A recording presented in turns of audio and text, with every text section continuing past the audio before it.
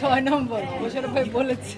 ট্রেলারের 2 minute থেকে একটি ছোট্ট দৃশ্য বা শট এভাবে ভাইরাল হয়েছে, এর কৃতিত্ব কোনোভাবেই আমার না। আমার এখানে কোনো ভূমিকাই নেই। আমি একেবারেই ডিরেক্টরস আর্টিস্ট। 3টি পূর্ণদৈর্ঘ্য চলচ্চিত্রের শুটিং শেষ করে রেখেছি।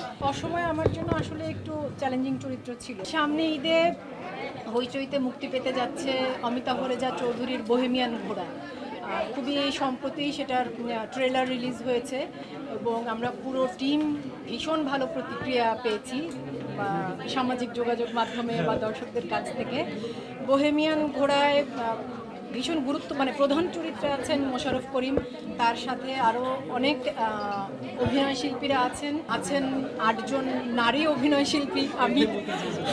আমি তাদের মধ্যে একজন। আশা করি কাজটা আপনাদের ভালো লাগবে। মোশাররফ করিমের 8 বউ, কত নম্বর? 6 নম্বর মোশাররফ ভাই বলেছে। বোহেমিয়ান ঘোড়ার ক্ষেত্রে আমি একেবারে চোখ বন্ধ করে অন্ধের মতো ভরসা করেছি অমিতাভ রেজার উপর।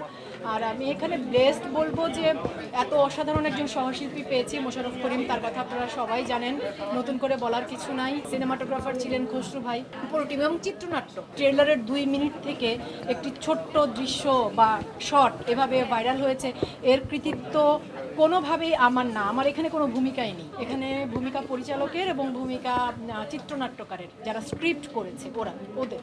তো আমি সংলাপ না পেলে তো আমি বলতে পারবো না। আমি বলেছি মাত্র অমিতাভ রেজা চৌধুরী আমার ভীষণ পছন্দের পরিচালক। আমার ক্যারিয়ারের একেবারে শুরুর দিকে অমিতাভ ভাইয়ের পরিচালনায় একটি বিজ্ঞাপন চিত্রে কাজ করেছিলাম, গ্রামীণফোনের বিজ্ঞাপন চিত্র, যেটি আমার ক্যারিয়ারের একটা টার্নিং পয়েন্ট, খুবই গুরুত্বপূর্ণ কাজ হয়ে আছে।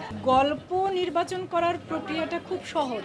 ধরেন আমার কাছে যদি কথার কথা আমি বলছি যে 10টা কাজের প্রস্তাব এলো, তার মধ্য থেকে আমার মনে হলো যে এই গল্পটা আমার ভালো লেগেছে, এই চরিত্রটা আমার ভালো লেগেছে, আমি সেটার সাথে যুক্ত হই। প্রক্রিয়াটা এটাই।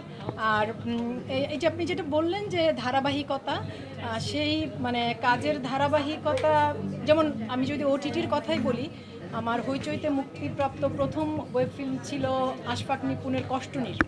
সেটার জন্য আমি ভীষণ ভালো দর্শক রেসপন্স, পুরস্কার, সম্মান, ভালোবাসা খুব পেয়েছি।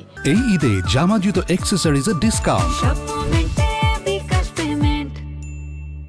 তারপরেও অমির অসময় বা গৌতম কৈরির আন্তনগর এবং আসতে যাচ্ছে অমিতাভ রেজা চৌধুরীর বোহেমিয়ান ঘোড়া, এই ধারাবাহিকতা।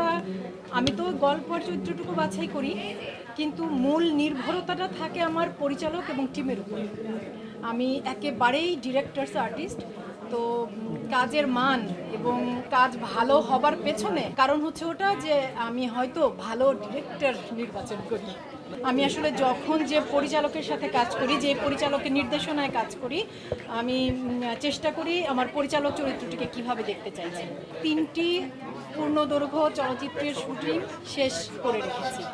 মাসুদ প্রতীকের বক, কৌশিক শঙ্কর দাসের দাফন এবং জাহিদ হোসেনের লীলামন। 3টে সিনেমারই শুটিং শেষ। এখন ছবিগুলো কবে মুক্তি পাবে, দর্শকদের সামনে প্রেক্ষাগৃহে আসবে, সেগুলো আসলে পরিচালক বা প্রযোজক তারা ভালো বলতে পারবেন। আরও 2টো ওয়েব সিরিজের কাজ শেষ করে রেখেছি, সেগুলোও মুক্তির অপেক্ষায় আছে। অসময়ে আমার জন্য আসলে একটু চ্যালেঞ্জিং চরিত্র ছিল এবং অসময়ের এমিলি রহমানকে যদি বিশ্বাসযোগ্য মনে হয়, সেই কৃতিত্ব সবচাইতে বেশি আমার পরিচালক কাজল আরেফিন অমির। পরিচালক একটি গল্প বলতে চেয়েছেন এবং তার মনে হয়েছে যে তিনি তার গল্পে যে রকম চরিত্রের মধ্য দিয়ে গল্পটা বলতে চান সেটা তিনি বলেছেন।